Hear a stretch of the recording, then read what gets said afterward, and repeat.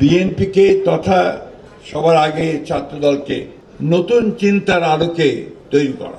এটা একটা সৃজনশীল চিন্তা এবং একটা কথা আমাদের সবসময় মনে রাখতে হবে যে 24শে জুলাই গোটা বাংলাদেশের মানুষের মন মানসিকতা, সেই সঙ্গে তরুণ সমাজের মন মানসিকতার অনেক পরিবর্তন এনে দিয়েছে।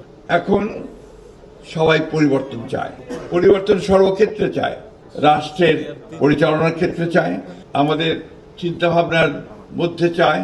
আমরা একটা নতুন বাংলাদেশ দেখতে চাই। চিন্তাটা সকলের মধ্যে এসছে এবং এটাই এসছে যে সেই পুরনো ধাঁচের যে রাষ্ট্র কাঠামো, সেই রাষ্ট্র কাঠামো এখন আর উপযোগী থাকছে না। আমরা শিক্ষা ব্যবস্থা পুরনো ধাঁচের, সেটা উপযোগী থাকছে না। বিচার ব্যবস্থা উপযোগী থাকছে না।